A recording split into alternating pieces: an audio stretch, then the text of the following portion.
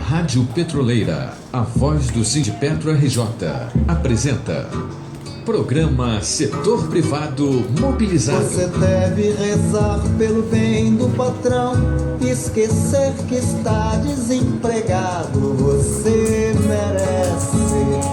Olá, internautas, navegantes, companheiros, camaradas da Rádio Petroleira, questão de soberania. Estamos ao vivo, em tempo real, com mais um programa Setor Privado Mobilizado. aqui na Rádio Petroleira, programa que é de responsabilidade da Secretaria do Setor das Empresas Privadas do Sindipetro RJ, cujo coordenador é nosso amigo e irmão, professor Ivan Luiz, o homem que sabe o que diz. Estamos aí no ar, mais uma vez, mais uma semana. Esse é o programa 167, que vai da semana, vai do dia 9 ao dia 15 de setembro de 2015. E esse é o nosso 30º programa. Esse é o nosso 30º programa do ano. E o nosso editorial, ele trata exatamente da solidariedade que surgiu dos alemães e dos austríacos, né? Que montaram comboios para dar carona, rapaz, aos refugiados. E se nós voltarmos um pouquinho no tempo, né, Furtado, nós vamos ver que esses refugiados, eles estão, na realidade, cobrando a parte que roubaram deles. Porque esses programas aí, esses países da Europa, Estados Unidos, eles roubaram muito, né, material, minerais, né, e toda essa matéria-prima que foram oriunda desses países e que agora os refugiados estão cobrando. Isso é nosso editorial. E antes de nós prosseguirmos, então, para as suas considerações iniciais, nós passamos a palavra para o nosso diretor Antônio dos Reis Furtado e em seguida para o nosso convidado. Certo, Furtado? É isso aí, companheiro, né? Evidentemente, desejando a todos os companheiros e companheiras que nos dão o prazer da sua audiência. Agora, companheiro Ivan, você fez um comentário e a base do comentário que mais tarde será feito. Realmente é uma situação extremamente degradante o que você vê nos jornais. É uma situação humilhante das pessoas ali. Ontem, eu não sei se você viu uma foto, um montão de pessoas num barco lá que parece caindo aos pedaços, pessoas com boia, pneu de carro, né? Câmara de carro, quer dizer, é um absurdo, mas nada mais é reflexo daquilo que você falou, né? Da origem do roubo. E a gente não precisa ir muito longe não, companheiro Ivan, a gente não precisa ir muito longe não com referência a isso aí. Vídeo que aconteceu no Comped, nada mais é do que roubo. É verdade. Nada mais é do que roubo. O que aconteceu no Comped, onde companheiros e companheiras estão na condição de refugiado. Na condição de refugiados, são marginalizados, estão entregues aí a que Deus os proteja, né? Mas nada mais é do que a origem do roubo, companheiro Paulo. Boa noite para todos. Essa questão, o que o Ivan acabou de falar, a gente pode também fazer uma autocrítica em termos de Brasil, porque o Brasil acabou com manganês, uma série de riquezas nossas. Está faltando o petróleo.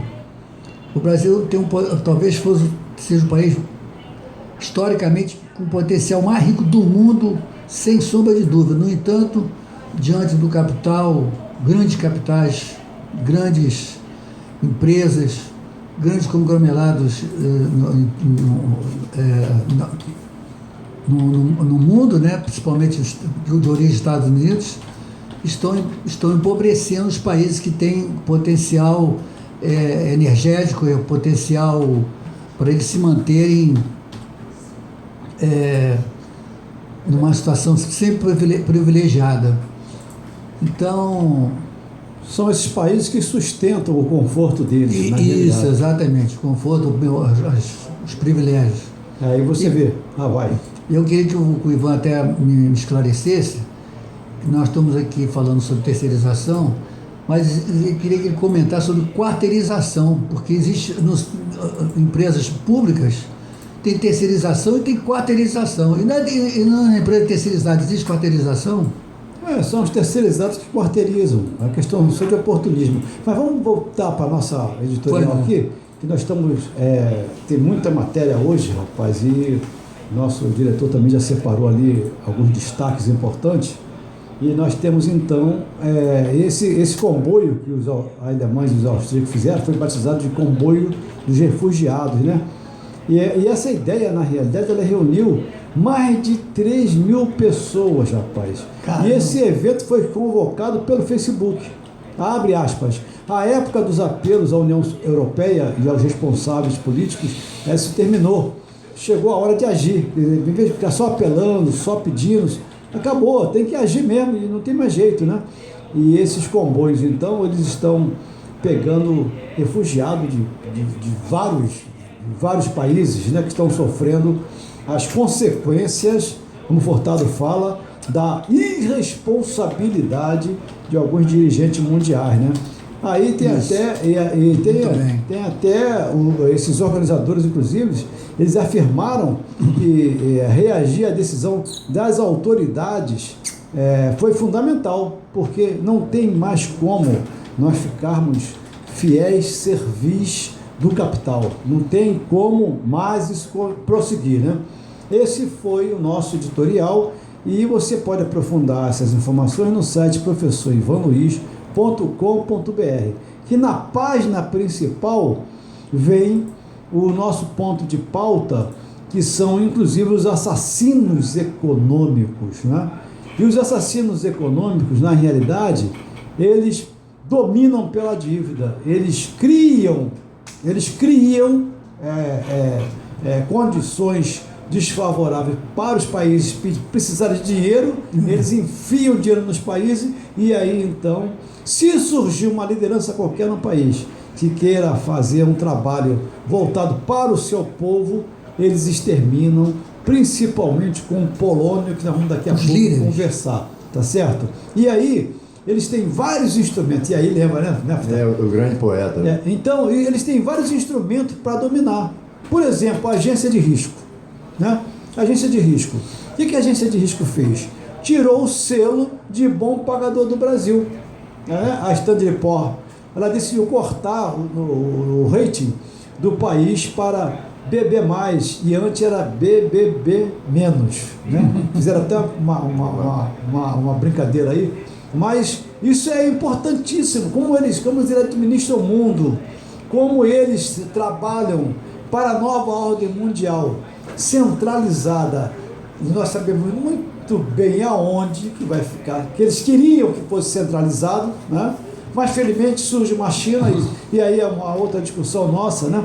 Então essa agência de risco, sendo um instrumento de dominação também, o que ela faz?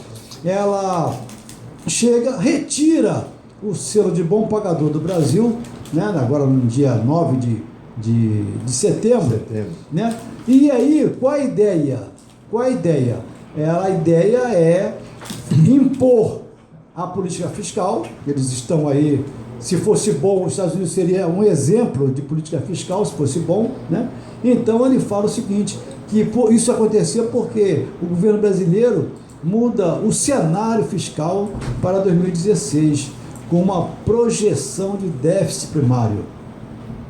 E eles só trabalham com superávit primário. Superávit primário. Então, e superávit primário é o quê? É exatamente o regozijo dos banqueiros. É ali que eles estão garantindo a supremacia deles, entendeu? E a perpetuação da ganância. É isso, é perpetuação da ganância. Então, além de retirar do Brasil o grau de investimento, porque com essas avaliações que eles fazem, eles tiram o grau de investimento. E a política do mundo hoje qual é? É o desinvestimento. Então você vê que as coisas são muito bem planejadas, né? Os donos do mundo, eles sabem muito bem o que eles estão fazendo. Então eles sinalizaram que pode colocar o Brasil ainda mais para dentro do território especulativo.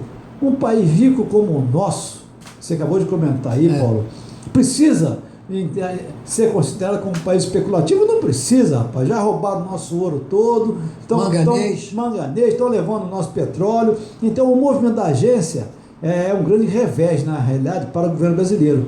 que enfrenta Certo. uma crise política, que eu tenho meus questionamentos, para fundamentar a crise econômica, né? Então, eles não vão conseguir, porque você vê agora a Feira do Livro, teve um crescimento de mais de 20%, negociaram mais de quase 90 bilhões de reais que negociaram na Feira do Livro. Você pega as ruas, os engarrafamentos estão aí, constante, que, pô, a crise você não vai ficar andando de carro, você vai no final de semana no restaurante, está tudo cheio, tudo. Então, eles estão tentando, cada dia que passa, gerar mais desemprego, para gerar mais complicação, e o nosso país vai sair disso, eu tenho fé em Deus. Furtado, com você. Olha só, companheiro Ivan, é importante esse seu comentário, até em função também do que o próprio Paulo falou, é que a gente percebe que o Brasil é um país tão rico, mas tão rico, mas tão rico, que apesar de todas as roubalheiras que foi a ele submetido, o país continua rico. Agora, só tem um detalhe: o país talvez de mineral seja rico, agora de mente é muito pobre, né? Muito pobre de mente. Porque o próprio brasileiro, né? E a gente vê essas pessoas que se dizem autoridade, que não tem o menor conhecimento do que realmente está falando, dizendo que o país é um país pobre. Ora, imagina se o país fosse um país pobre, nós tivéssemos um pré-sal, nós tivéssemos aí um manganês lá do Amapá, que eles levaram tudo lá, aquele manganês do Amapá. Então, como é que um país desse, que tem todo esse potencial, pode ser considerado pobre? Uma outra coisa, companheiro Ivan, que você estava falando com referência àquelas famosas famílias que dominam o mundo. Hoje, o reflexo disso aí são as crianças que a gente vê mortas nas praias, são os bebês mortos nessas embarcações que estão afundando. Tudo isso é reflexo dessa situação. Quer dizer, não há por parte de ninguém interesse nenhum em modificar a atual situação. Quanto pior, melhor. Me parece que esse seria o dogma, então, o segmento que essas pessoas têm. É verdade. Aí nós perguntamos, afinal de contas. Posso falar? Pode falar. Só dizer para o Furtado que o Brasil já foi tão rico, como ele falou, tão rico não. Agora não é nem tanto, né? Já roubaram tanto que já não pode dizer que o Brasil é tão rico potencialmente. E queria perguntar ao Ivan o seguinte: a China, a Coreia, a Coreia do Norte, e talvez são países que ainda não estão dentro dessa sua colocação aí. E a outra pergunta que eu queria te fazer, que até que ponto os Estados Unidos interfere na Europa em termos de economia, e eu acho que agora a bola da vez é a América do Sul. A bola da vez já chegou a bola da vez, mas só que eles vão avançar muito mais, vão acelerar o empobrecimento da América do Sul, e o Brasil é um exemplo que nós conhecemos aqui de perto, entendeu?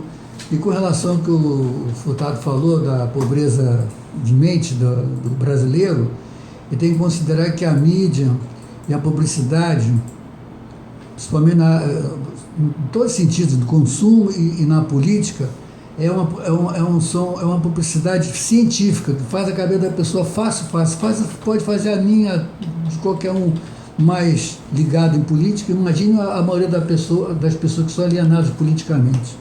Eu queria que o Ivan comentasse isso. Rapaz, você busca uns temas que tem que fazer programas específicos para eles, que são devido à sua complexidade. Então, eu vou te falar mais uma vez, nós vamos seguir aqui, né, um planejamento que a gente fez, porque, por exemplo, nós estamos fazendo um trabalho em cima de um artigo que é exatamente falando sobre o cartel que existe no Federal Reserve, que é o Banco Central americano. Americano não, do mundo, na realidade, né? O Fed. O nosso Furtado sabe por quê. Fed, né, Furtado? Realmente, já pede por natureza. Já pede por natureza. Então, a introdução desse tema é o seguinte: as 8 famílias, elas são compostas pelos 4 cavaleiros da banca. Nós repetiremos até acabar essa análise, que é o Bank of America, JP Morgan Chase, Citigroup e Wells Fargo. Esses são os 4 cavaleiros da banca.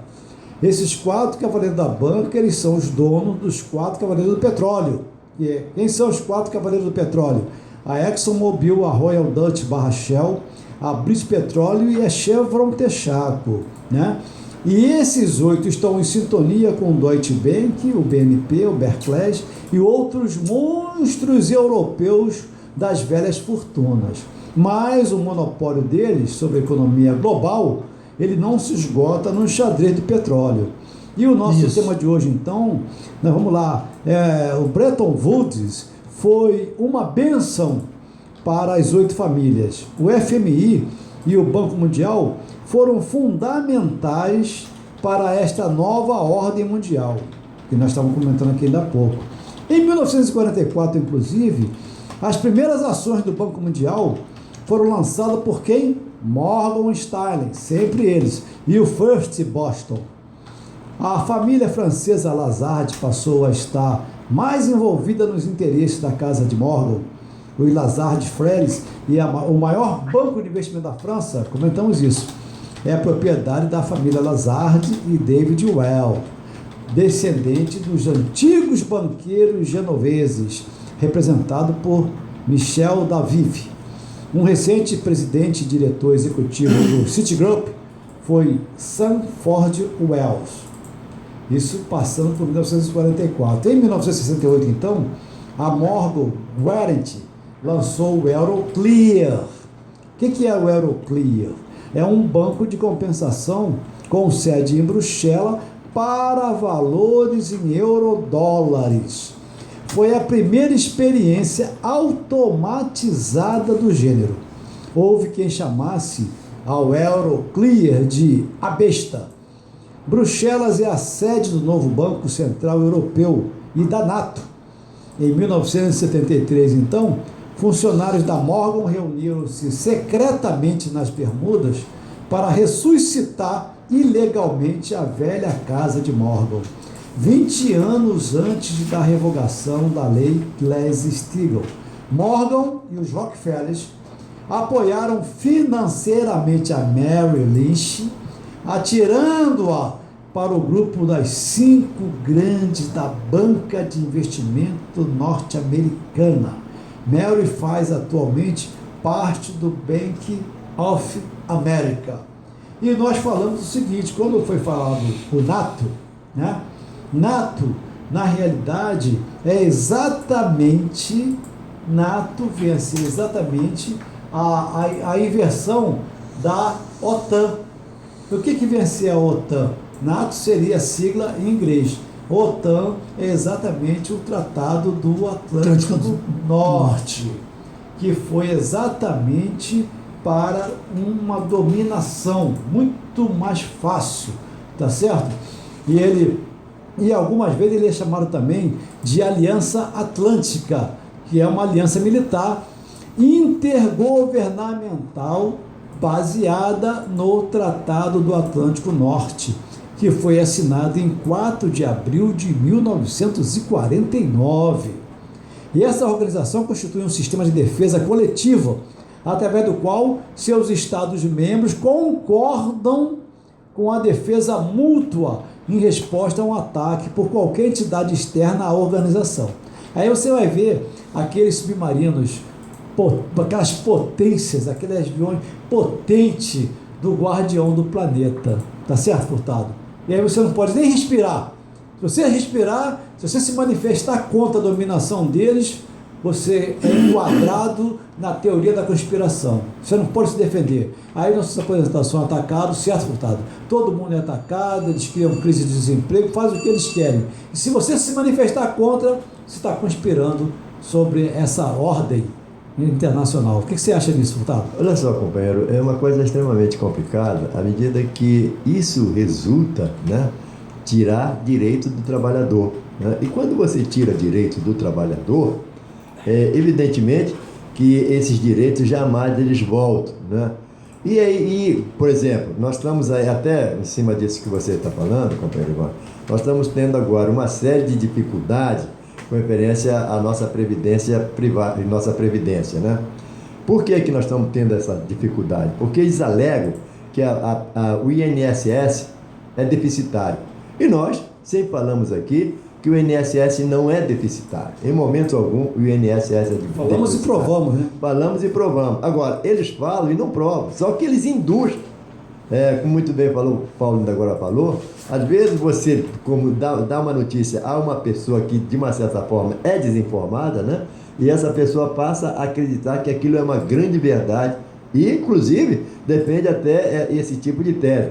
Agora eu estava ali até um comentário rápido, eu fui ali fazer uma compra, aí um senhor veio me perguntar, que sabe que a gente é de sindicato, qual é o percentual no que diz referência a essa famigerada CPMF, que eles estão dizendo que é para o INSS, que era para recuperar, cobrir o rombo da Previdência, nada disso.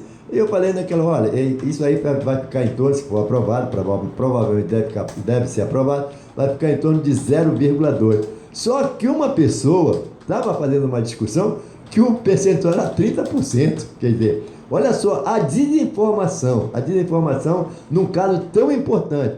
E é isso que eles querem, companheiro. Quanto mais você for desinformado, quanto menor você perceber a dinâmica da coisa, eles avançam nos nossos direitos. Quando você fala aí dessas pessoas, ou então desses grupos, que nada mais são grupos famigerados, é isso aí que eles querem, vão desinformar, e essa desinformação vai contra nós, os trabalhadores. É verdade. Então, nós, sobre os assassinos econômicos, nós separamos alguma matéria, a nossa produção do programa separou algumas matérias, aonde, inclusive, nós estamos propondo que seja criada uma galeria de todos os que foram assassinados, né, esses assassinatos econômicos. E o agente da CIA... Desculpa aí, Ivan. E dizer que a gente aqui não está inventando nada. Isso é só pesquisar. Exatamente. Aqui nós não podemos ser punidos. Nós não podemos ser punidos por nada e não ser responsabilizados. Nós estamos apenas divulgando uma matéria que é de domínio público. Claro, e é para aquele negócio. O Obama acabou de falar que o brasileiro não tem cultura política. Mas nós temos. Com certeza. Né? E temos que divulgar essa cultura. Então, o agente da CIA, John Perkins, ele revela que os Estados Unidos, eles tomam as riquezas do Brasil como água, petróleo, nióbio, e fazem a relação do Federal Reserve com o FMI e vai por aí, né? Então, nesse vídeo dele, fala, compartilha a nação brasileira, tem que saber, né? Nós temos que dar glória ao nosso Brasil, glória à liberdade, mesmo que ainda seja tardia, né? Então, rapaz, você vê que eles, né, os americanos, esses imperialistas, nióbio, petróleo, nós fazemos uma campanha que o petróleo é nosso, 100%, e nós queremos aplicar na educação, e todos os governantes, nós fizemos aqui alguns levantamentos, todos os governantes que tentaram fazer qualquer coisa para o seu povo, né, eles sofreram atentados. Por exemplo, Jaime Rondóis, né, o Aguilera, presidente do Equador, 1979 a 24 de maio de 1931. Ele não era corrupto e queria a riqueza do Equador para o povo dele. Aconteceu o quê? Está lá. Provavelmente o Polônio estava presente. Vamos falar sobre o Polônio também. Aí Omar Torrijos, líder do Panamá, de 68 até 81, queria libertar o Panamá, olha só, queria libertar o Panamá, América Latina, do controle dos Estados Unidos.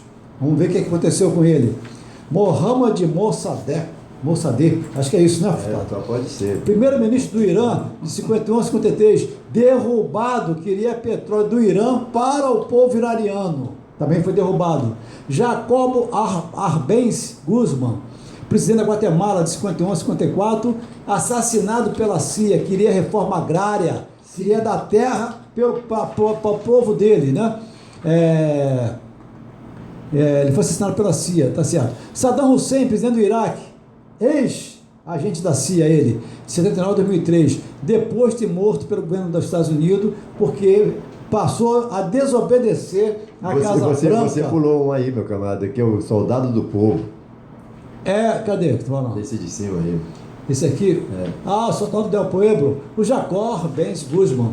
Esse aqui. Sim, que é o soldado do povo, né? Comentado. Yasser Arafat, líder da Autoridade Palestina até 2004, mundialmente popular, ele passou a ameaçar os interesses dos Estados Unidos em Israel e sofreu envenenamento pelo polônio 210. Enéas Carneiro, todo mundo lembra dele aqui, brasileiro. Grande cardiologista. Candidato a presidente, denunciou o esquema dos Estados Unidos e da União Europeia, corporações corruptos, imprensa que traía, falava do lesa-pátria, conscientizava o povo, queria tomar de volta as riquezas, terras, água, nióbio, petróleo e as estatais também. Ele queria que novamente voltassem para a nação brasileira, tá certo? E aí foi envenenado por Polônio 210.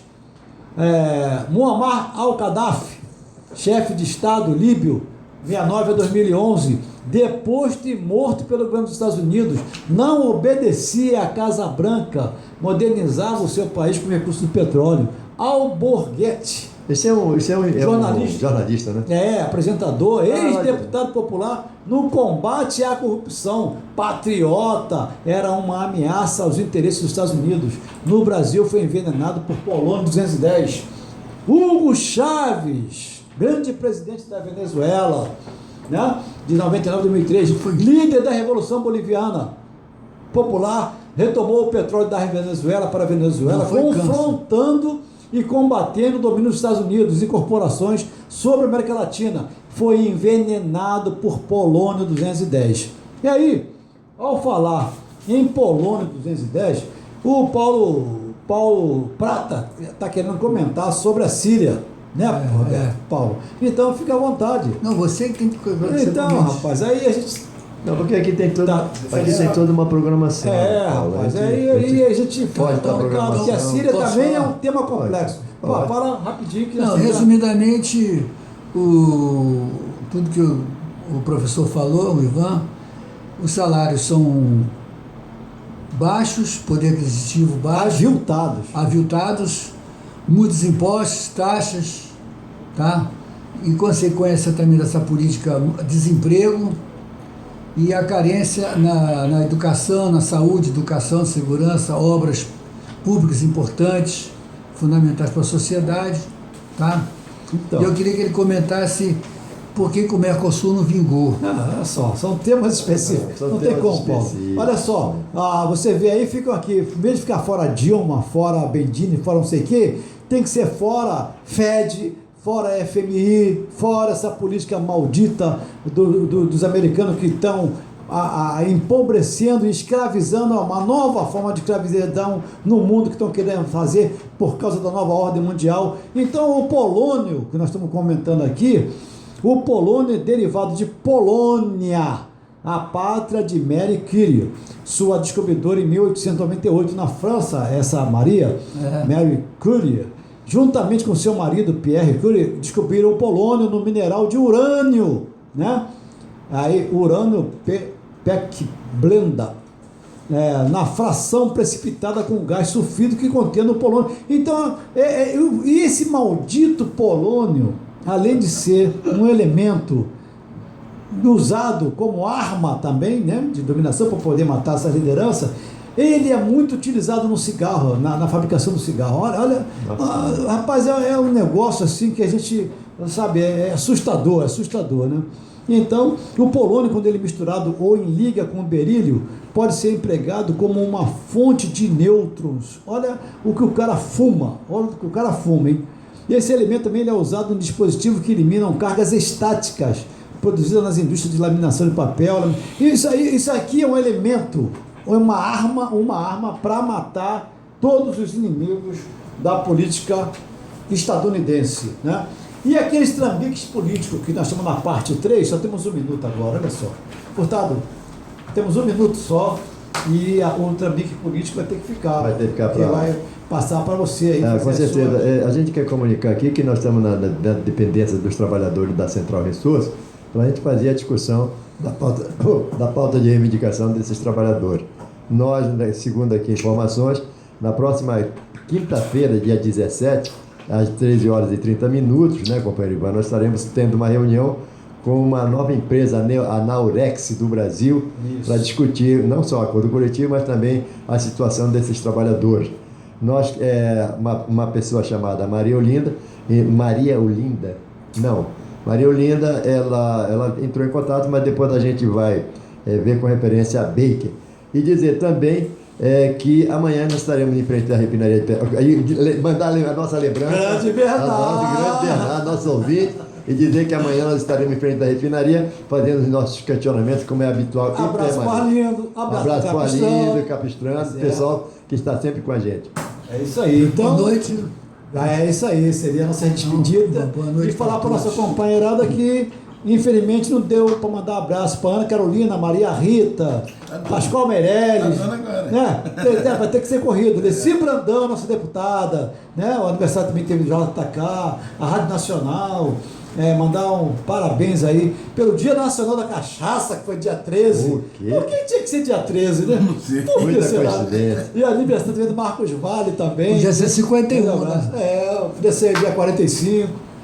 É isso aí. Então, até a próxima semana. E tem muita coisa boa no site professorivanluiz.com.br. Abraço a todos. Sendo assim, estamos chegando ao final de mais um programa Setor Privado Mobilizado. aqui na Rádio Petroleira. Questão de soberania. Sonato Candal com apoio técnico do Castelinho DJ. Estaremos de volta na próxima terça-feira a partir das 19h30. Aqui música, informação e prestação de serviços. Muito obrigado pela sua audiência e até o próximo programa. Até lá! Rádio Petroleira, a voz do Sindipetro RJ. Apresentou programa Setor Privado Mobilizado. Você deve rezar pelo bem do patrão, esquecer que está